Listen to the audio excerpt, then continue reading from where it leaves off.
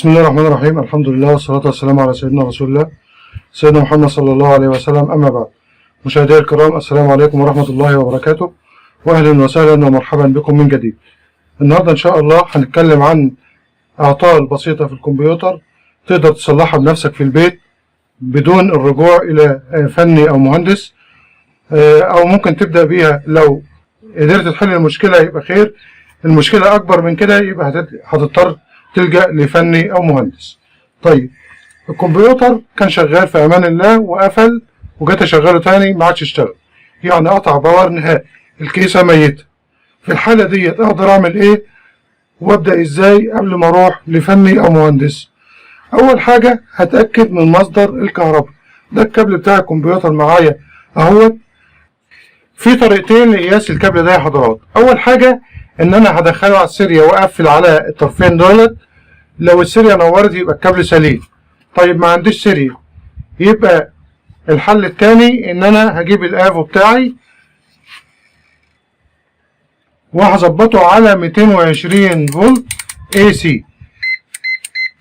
طيب احنا مفيش في الافومتر 220، يبقى هلجأ للقياس الأعلى. يعني عندي 600 فولت، علشان الجهاز ما يتحرقش لازم أقيس على النطاق الأعلى.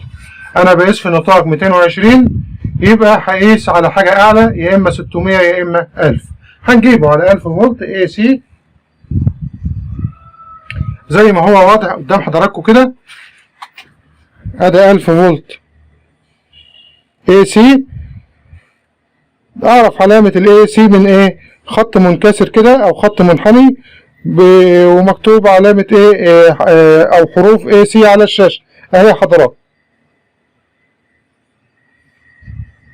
أهي.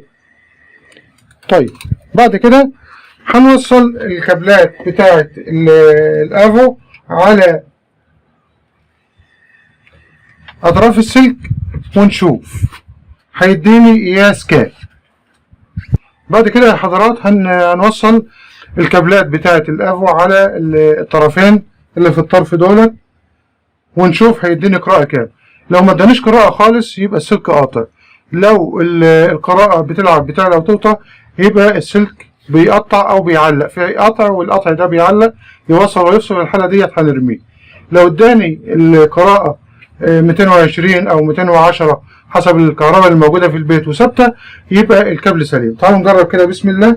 طبعا مش مهم اي كابل من الكابلات على اي طرف من الاطراف، يعني يتبدلوا مكان بعض عادي مفيش مشكلة. هذا واحد اهو بسم الله، وده التاني. عامل معايا 203 وثابتة، معنى كده ان الكابل سليم. في الحالة ديت هنشيل موضوع الكابل من دماغنا، هذا الكابل سليم. طيب الكمبيوتر مش شغال، اعمل ايه؟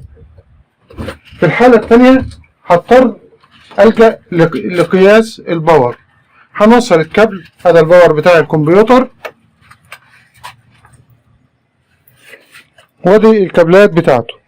طيب قبل ما نقيس الكابلات حابب اقول حاجة. حد هيقول لي طيب انا مش عارف الكابلات الوانها عليها فولتيات ايه. هقول لحضرتك بيبقى مكتوب في روزيتا، بيبقى مكتوب في الستيكر بتاعة مكتوب في الستيكر بتاع الملزوق على وحدة التغذية بتاع الكمبيوتر كل لون والفولتية بتاعته. لكن انا هقول لك عليهم سريعا كده. الاحمر 5 فولت بالموجب، الاصفر 12 فولت بالموجب، الابيض 5 بالسالب، البرتقاني 3.3، البنفسجي 12 بالسالب، الاسود كله ارضي. اللهم صل على سيدنا محمد. تعالوا نقيس مع بعض ونشوف. لو اداني الجهود كلها ثابته يعني ما بتعلاش وتوطى، وخرج لي الجهود كلها، في الحاله دي يبقى الباور سليم. هندور في حاجه تانية. طب تعالوا نجرب كده. هذا كابل الكهرباء هو واصل في الكهرباء، هنوصله على الباور. طيب هتقول لي اشغله ازاي؟ بص حضرتك، الكابل الاخضر ده يا حضرات مع اي فرد من السود يوم يدور الكمبيوتر يشغله. الكابل الاخضر، الفرد الاخضر ده مع اي طرف من الاطراف السود اللي هو الارضي بيشغل لي الباور. انا عامل عليه كوبري اهوت الاخضر والاسود، فالباور شغال اهوت زي ما حضراتكم شايفين يا حضرات. طبعا لو الباور ما اشتغلش يبقى فيه مشكله. شوف لو انت بقى تقدر تصينها او تقدر تستبدله استبدله، ما انتش قادر يبقى انت عرفت ان المشكله في الباور وتلجأ لفني يصينه لك. تعالوا نقيس الجهود مع بعض كده. طبعا هنا هنقيس دي سي اللي هو التيار المستمر. هنحول الافو بتاعنا على دي سي 20 فولت. ليه؟ لان اعلى حاجه عندي هنا 12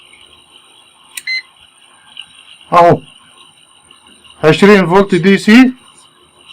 60 او 20 ما تفرقش، هنخليها على 60 ونقيس عادي مفيش مشكله. هنعمل ايه بقى يا حضرات؟ بصوا معايا الكابل الاسود بقى. هنا بقى موضوع الكابلات يفرق علشان يديني اللي بالسالب مظبوط واللي بالموجب مظبوط. هنوصل الفرد الارضي مع اي طرف اسود من الاطراف اللي في المشط ده، وليكن الثالث ده مثلا. ده ال 12 يا حضرات، خلي بالك عشان تنور. اللي هو الاصفر المفروض يديني 12، اداني كام؟ هذا الكابل الاصفر يا حضرات هنوصل عليه الموجب كده، اداني كام؟ 11.6. مادام مستقر كده يبقى تمام. طيب ننقل على الاحمر، اداني كام؟ 5.2. تمام كده. قلنا ان البرتقاني 3.3 بالموجب. هندور على الكابل البرتقاني اهوت اللي هو في الطرف ده، ونبص على شاشة الآبو، اداني 3.4 بالموجب، يبقى ده كمان مستقر. هتبدأ تكمل قياسات بالشكل ده وتشوف اللي موجود في الاستيكر ده وتطبقه على القياسات. لو ادالك القياسات مظبوطة ومستقرة، يعني ما بتلعبش بتعلى وتبطى، يعني يبقى كده الباور مظبوط. وهنلجأ بعد كده ايه لحاجة تانية. لو الباور فيه مشكلة شوف اذا كنت تقدر تصلحه، ما كانش عايز تغيره ماشي، عايز تلجأ لفني، يبقى انت عرفت مشكلة الكمبيوتر اللي هو عندك ما بيشتغلش سببه الباور. طيب الباور شغال والجهود كلها سليمة والجهاز كاتم ما بينطقش. في الحالة ديت هنعمل ايه؟ هنركن الباور على جنب وهنجيب الكيسة بتاعتنا وهقول لحضراتكم نعمل ايه.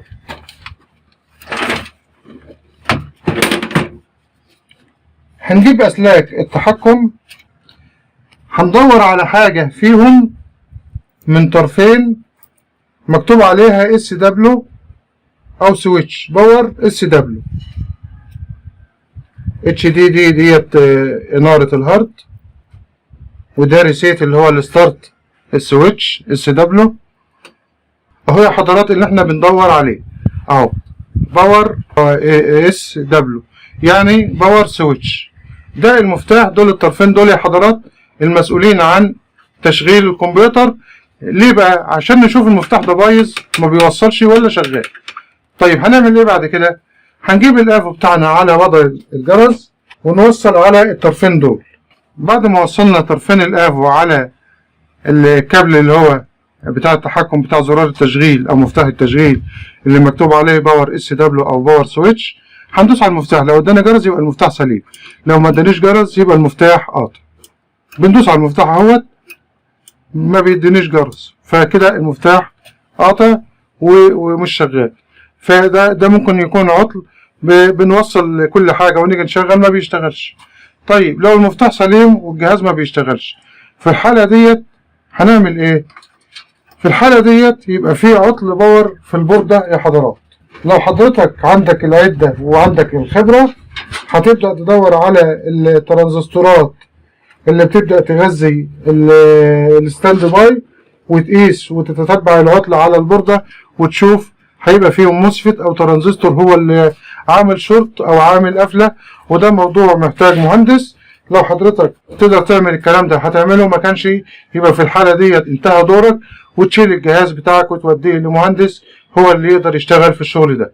ولغاية هنا نكون وصلنا لنهاية الفيديو. لو عجبك الفيديو ادعمنا بلايك وكومنت وشير، ولو أول مرة تشوف القناة اشترك وفعل زر التنبيهات على الكل حتى يصلك إشعار بما نقدمه من حلقات. أترككم في رعاية الله وأمنه، والسلام عليكم ورحمة الله وبركاته.